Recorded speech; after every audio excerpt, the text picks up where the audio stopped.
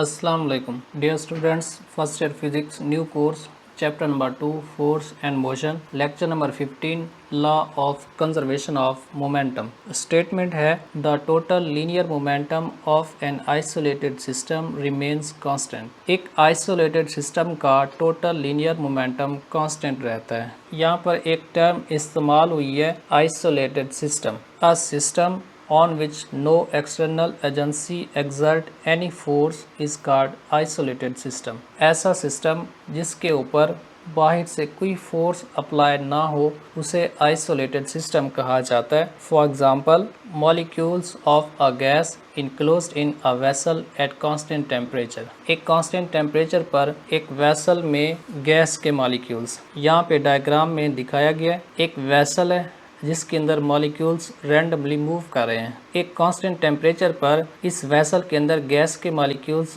आपस में एक दूसरे के साथ मोमेंटम ट्रांसफ़र करते हैं, एक दूसरे के साथ कोलाइड करते हैं, लेकिन बाहर से किसी तरह का इनके साथ इंटरेक्शन नहीं होता. इस सिस्टम को आइसोलेटेड सिस्टम कहा जाता है. तो law of conservation of linear momentum एक आइसोलेटेड सिस्टम के ऊपर अप्लाई किया जाता है. Consider an isolated system of two non rotating balls of masses m1 m2 moving with velocities v1 and v2 in the same direction. फर्ज करें एक system है जिसके अंदर दो मैसेज हैं, एक का नाम m1 और दूसरा है m2. m1 एक वेलोसिटी v1 से मूव कर रहा है जबकि m2 वेलोसिटी v2 से मूव कर रहा है. दोनों एक ही सिमत में मूव कर रहे हैं. Let v1 is greater than v2.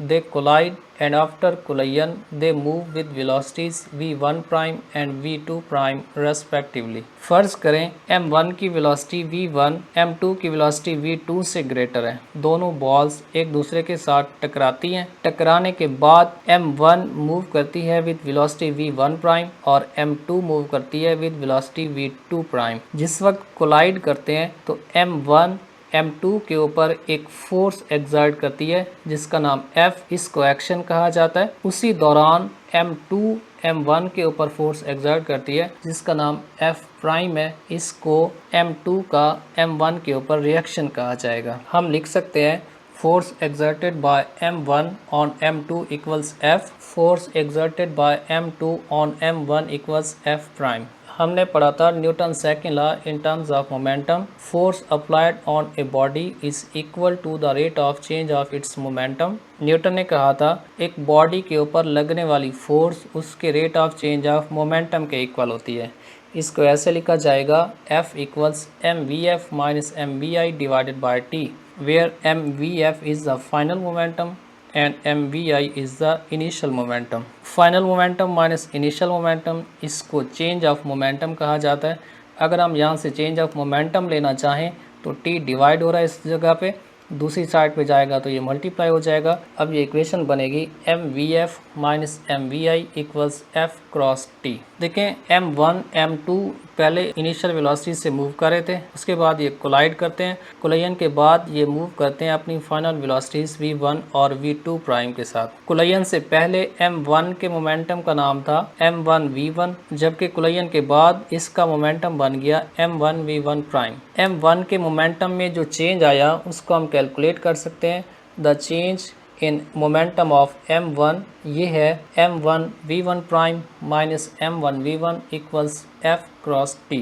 इसका नाम है इक्वेशन नंबर 1 जिसमें m1 v1 प्राइम ये फर्स्ट मैस का फाइनल मोमेंटम है माइनस m1 v1 ये इसका इनिशियल मोमेंटम है जबकि f इस फर्स्ट मैस की दूसरे के ऊपर लगने वाली फोर्स है. इसी तरह change in momentum of m2 को हम कैलकुलेट कर सकते हैं by the formula m2 v2 prime minus m2 v2 equals f prime cross t.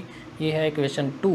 यहाँ पे m2 v2 prime second mass का फाइनल मोमेंटम है minus m2 v2 second mass का इनिशियल मोमेंटम है और f प्राइम सेकंड मैस की first के ऊपर लगने वाली फोर्स है. अगर इन दोनों इक्वेशंस को ऐड करेंगे तो मिलेगा m1 v1 prime minus m1 v1 plus m2 v2 prime minus m2 v2 equals f cross t plus f prime cross t.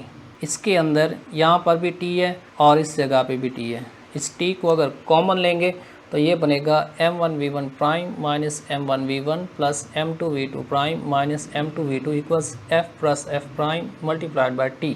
By Newton third law action and reaction are equal and opposite. अब आप देखिए m1 की m2 पे लगने वाली force का नाम है एक्शन, जिसको f से लिखा गया है, और m2 की m1 पे लगने वाली फोर्स का नाम रिएक्शन है, इसको रिप्रेजेंट किया गया है f प्राइम से। न्यूटन थर्ड लॉ के अकॉर्डिंग ये दोनों एक दूसरे के इक्वल और अपोजिट हैं, means f equals minus f prime.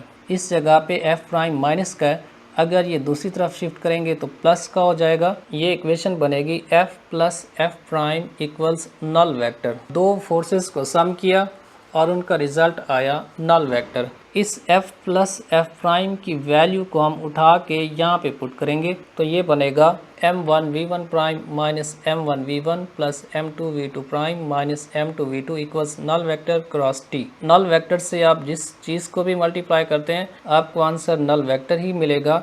तो ये ऐसा बनेगा m1v1 prime minus m1v1 plus m2v2 prime minus m2v2 equals null vector. इस जगह पे m1v1 माइनस के साथ है और m2v2 भी माइनस के साथ है। अगर इनको दूसरी तरफ शिफ्ट करेंगे तो ये दोनों प्लस के हो जाएंगे और ये इक्वेशन बनेगी m1v1 prime plus m2v2 prime equals m1v1 plus m2v2। इस इक्वेशन में m1v1 ये फर्स्ट मैस का मोमेंटम है बिफोर कोलिजन एंड m2v2 ये सेकेंड मैस का मोमेंटम है बिफोर कोलिजन। इट्स मीन ये दोनों इन मैसेज के मोमेंटा हैं बिफोर कोलिजन। दोनों मैसेज मिलकर एक सिस्टम बना रहे हैं, तो हम ऐसा भी कह सकते हैं ये दोनों सिस्टम के इनिशियल मोमेंटम को रिप्रेजेंट कर रहे हैं।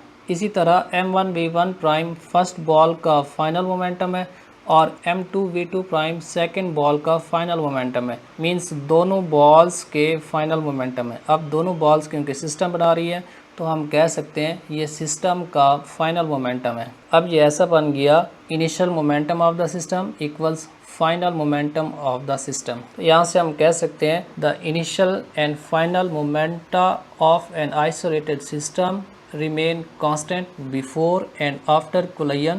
This is called law of conservation of momentum.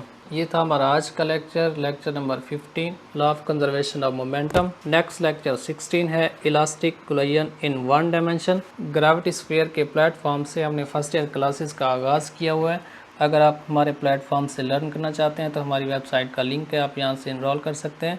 हमारा व्हाट्सअप नंबर है, आप चाहें तो यहाँ से कॉन्टैक्ट कर सकते हैं। द ग्रेविटी स्फीयर के नाम से हमारा फेसबुक पेज है, आप इसको फॉलो कीजिएगा। द ग्रेविटी स्फीयर के नाम से हमारा यूट्यूब चैनल है, आप इसको सब्सक्राइब कीजिएगा ताकि हमारे आने वाले तमाम लेक्चर्स आप तक पहुंचते रहें। थैंक यू, अल्लाह हाफिज़।